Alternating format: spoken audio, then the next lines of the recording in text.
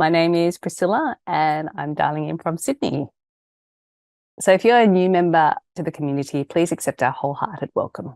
And if you have any questions about our practices and topic, we're all here to help. And if you're our regular, welcome back. It is customary in Australia to begin any meeting by acknowledging the traditional owners of our land. So in the spirit of reconciliation, I would like to acknowledge the traditional custodians of the land on which we walk, study, and reside, the Wodi Wodi people of the Dharawal Nation. And I pay my respects to elders past, present, and emerging. I also pay my respects to the traditional custodians of the various lands on which you all are. The check-in sessions have been developed by our Communities of Practice team and the entire community. These sessions aim to develop a reflective practice in response to changes. Guided by humanistic Buddhism, we would like to cultivate our practices and build memorable friendships. For the months of February and March, we will be commemorating the legacy of the late Venerable Master Hsing Yun with memories and stories of his life and teachings. Last week, Joey encouraged us to safeguard the mind, be mindful of your every thought. This week, we are delighted to have our friend Li-Peng share the inspiration she has gained from Venerable Master's teachings on befriending illness. Please welcome Li-Peng. Alrighty, thank you. Thanks, Priscilla. Okay, so good morning and afternoon and evening to everyone. We start today's session with a short meditation. So let's sit in a comfortable position, ensuring your spine is straight and your body is relaxed. Close your eyes and take a few deep breaths. Feel the breath filling your lungs, expanding your chest with each inhale and releasing tension with each exhale. As you continue to breathe deeply, bring your awareness to your organs. With each inhale, imagine sending the breath to your lungs, allowing them to expand and contract naturally. Then visualize the breath flowing into your heart, filling it with warmth and vitality.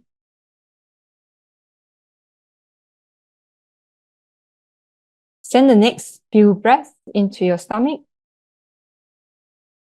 small intestine, liver, pancreas, and the large intestine. So with each breath, imagine the breath traveling down into your stomach, nourishing your digestive organs and promoting relaxation.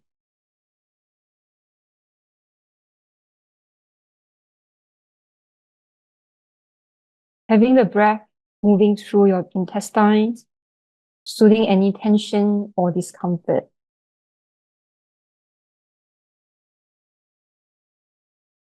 As you breathe into each organ, allow any tension or stress to dissolve with each exhale. Feel a sense of calm and balance spreading throughout your body as you continue to breathe deeply and evenly.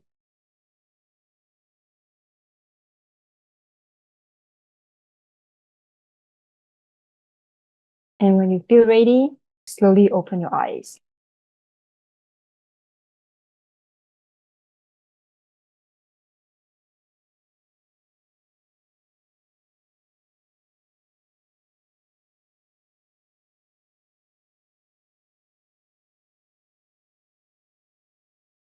All right, so thank you for giving me the opportunity to share some profound insight inspired by the teachings of Venerable Master Hsing Yun. And Master actually has inspired me in various ways, and some of those actually already been echoed by others over the past few weeks.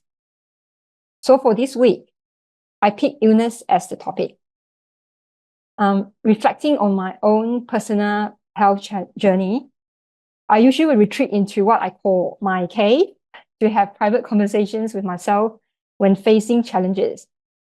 And it is in this private space that I reflect on my thoughts and challenges. Often it's the teachings of Master and the encouragement from venerables around me that guide me through these conversations. They help me emerge from my cave with a positive mindset and ready to navigate through the challenges ahead. And amongst my personal health challenges and witnessing others' struggles, I have found comfort and guidance in the wisdom shared by Master. And here are 4 key teachings that I have often used as a guidance for the multiple conversations I had with myself inside and outside of the cave. So let's look at the first one. So next slide. Here, the first one is acceptance and befriending illness. And here is some extract of my own conversation inside the cave while dealing with my health challenges. So this is how I ask myself, why me? And the other part of me then answered, why not? I then reminded myself that even Master Hsing Yun and the Buddha also had to deal with sickness. The mere demonstrations of the Buddha and Master sharing their experiences of illness is a teaching in and of itself. Master shows us that illness is part of life, regardless of who we are. And here's a quote from Master Hsing Yun. When illness comes, do not despise it. If you despise it, it will not leave you. You also do not ignore it. If you ignore it, it will not receive your care, which is like a flood. Without flood prevention equipment, floods will occur and continue. So Master continued to say, so I choose to befriend illness. I don't welcome any illness, but I don't despise it either. If you come, you come, and I will treat you as a friend. Eventually, when I'm sick, I don't even feel like I'm sick. And these words resonate deeply, urging us to embrace illness as a companion rather than an enemy. Master encouraged us to accept illness and befriend illness. This shift in mindset allowed me to conserve energy once spent on resistance and distress, and fostering a space for healing to begin. And let's move to the next point, the next slide. So the next one is cultivating gratitude. Cultivating gratitude. So some of you probably will be quite familiar with this commonly shared story. The story about half bowl of pickles. When Master was about 17 years old, he suffered from a severe malaria, and his own master sent him half a bowl of pickles. So during those days, when everything was extremely lacking, the half bowl of pickles was very precious. Despite his illness, Master focused not on his suffering, but on the kindness given to him. And upon receiving the kindness from his own master, Master Hsing Yun vowed to dedicate his life to Buddhism. And Master's story of receiving this half bowl of pickles during sickness underscored the power of gratitude and reminded us that even in illness, there is much to be grateful for. And the next teaching that I often use on the next slide is finding value and resilience. As Master aged, he encountered numerous health challenges. He was diagnosed with diabetes since about age of 40 years old. He then faced 2 strokes, heart problems with an open heart surgery, brain surgery, and the loss of more than 90% of his eyesight. And despite these challenges, he continued to propagate Dharma, showcasing his determinations and resilience. Since his passing, many of these stories have been shared more frequently by Master's disciples, meaning other venerables who've been very close to him. For instance, there are stories about his determinations to regain his memory and writing ability after brain surgery, and his firm commitment to practicing calligraphy even during hospital stays. And a story about his insistence on inspecting construction sites every day, despite physical limitations preventing him from walking. While enduring numerous health setbacks, Master remained dedicated in propagating the Dharma. Even after losing most of his eyesight, he demonstrated remarkable resilience by creating one-stroke calligraphy. Following the brain surgery, he then produced calligraphy after illness, 病后字. And then when he lost the ability to read due to the poor eyesight, he requested his disciples to read to him so that he could continue to learn. And when he could no longer write, he dictated, ensuring his teachings continued to be shared through published work. So Master demonstrated the ability to find value within health challenges, continue his spiritual journey despite physical limitations. And the next teachings, so let's move on to the next slide, is transitioning from suffering to freedom. Oh, so the next slides, the next two slides, you can see that's the calligraphy and also the daily inspections of the site. Those are the photos of Master. So then the next one is transitioning from suffering to freedom. So Master approach the illness was rooted in a profound understanding of pain and suffering. He recognized the distinction between physical pain and mental suffering, emphasizing the possibility of finding peace within his comfort. His acceptance and gratitude towards illness allowed him to transition to freedom from any pain. One of the stories was about Master's conversations with the surgeon prior to his surgery. Before the surgeon operated on him, the surgeon asked if Master was afraid of death. With a full sense of humor, Master replied, "I am not particularly afraid of death, but I feel pain." So pain, it hurts, but it does not necessarily have to be suffering. Pain and suffering can be separated. Master concluded that although not without pain, he still felt very satisfied. Master examples teach us that while pain may be unavoidable, suffering is optional. Master said, "I live each day happily and joyfully, continuing to do everything as usual." And he often said to others, "I am not you, I'm just a bit inconvenienced." And again, in Master's words, "I'm grateful for the many illnesses that did not trouble me much and treated me as a friend, showing mutual respect, which was also a good thing." So overall, Master actually embraced the understanding of sickness is an inherent aspect of life, a notion he deemed as normal and accepted. Master once echoed the teachings of the Buddha, advocating that enduring illness can foster spiritual growth, viewing sickness as both a warning and an opportunity for experiential learning. Master led by example, demonstrating resilience and strength, and he showed an inspiring attitude as he navigated through his own health challenges. And a bit of my own personal journey. So I'm really deeply grateful for teachings imparted by Master, as well as the solid support by Venerables, friends, and family. Their guidance and encouragements have been invaluable to me throughout my journey, and there's so much to be thankful to.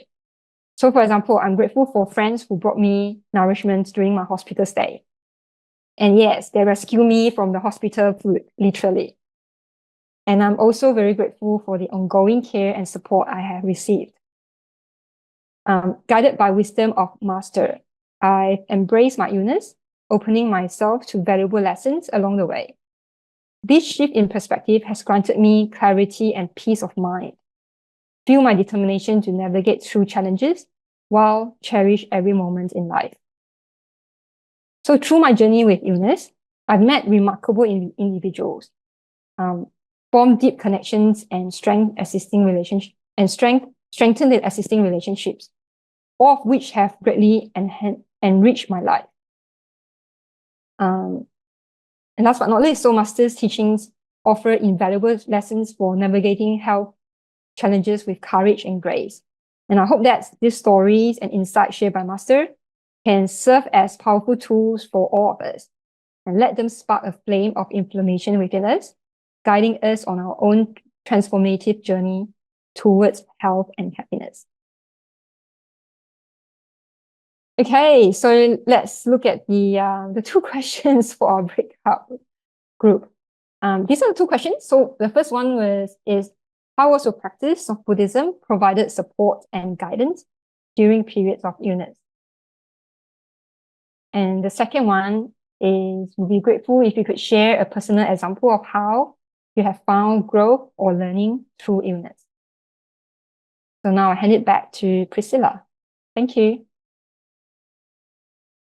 Thank you, Li-Peng, for sharing with us, Masters, and your own inspiring perspective of illness. It's a time in life we often fear and avoid, so an important one to face and discuss today. So now we'll be placed in groups of 3 to 4 to share and discuss these questions. In the discussion, we recommend you spend some time getting to know each other and then going through the questions. There will be some Zoom notifications to guide you, but feel free to let the flow of discussions guide you as well. Our sessions are guided by metta, which is unconditional love and kindness for all living beings. So let's use these breakout sessions to express and receive loving kindness to and from one another. Take time to pause, share, and listen. We'll also ask you to share some of your findings with the larger group at the end of the breakout discussion. But for now, let's go to those rooms for some rich and nourishing discussions. See you all back in 15 minutes. Hi, welcome back, everyone. So I think we're just a little bit over time, but maybe I can ask Li-Peng to read out a couple of comments if you'd like to, and then we'll share some more in the plenary afterwards. Yeah, so there's one thing that from so embrace the pain or illness, name it and care for it. The impermanent when seen as wisdom and turn away from suffering. It's one from Liam. So experiencing illness is seeing reality, the first noble truth. Kindness and compassion are the best coping mechanisms. Thank you. Thanks for sharing. I guess I'll encourage everyone to keep writing, and I'll pass it back to Priscilla to wrap it up this phase first. Thank you. Thank you. Thank you, Li-Peng. Thank you for your time and inspiring, generous sharing with us today. Sorry, hang on a second, got my thing mixed up. We hope you experience the unconditional love and compassion of this community. And for anyone who might be experiencing a greater need than what today could meet, please don't hesitate to get in touch with us on the email above, and you can also reach out to the professional organisations on the screen. So next week, we welcome Ina Denton to share her memories of the Venerable Master. Her topic will be a personal journey.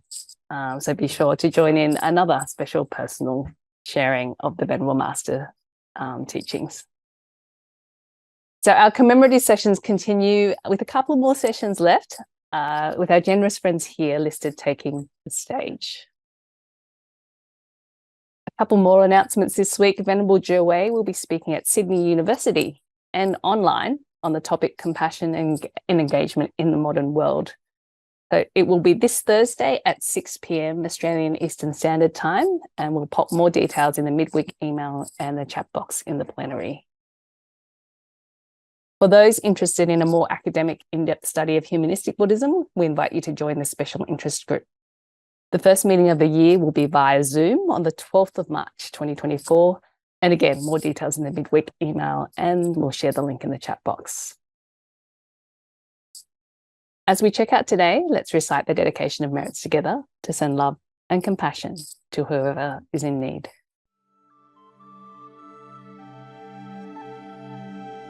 Let us now dedicate the goodness of what you have done to all living beings. May kindness, compassion, joy, and equanimity pervade all worlds. May we cherish and build affinities to benefit all beings. May Chan, Pure Land, and precepts inspire equality and patience.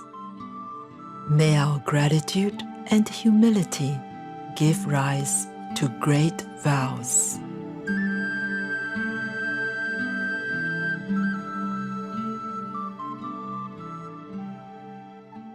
Thank you, Li-Peng, for your time and generous sharing with us today. Oh, thank you, Lai-Chin, for being our IT master behind the scenes. And thank you, everyone, for joining us. So now we'll have our usual plenary session. So please stay around if you have time.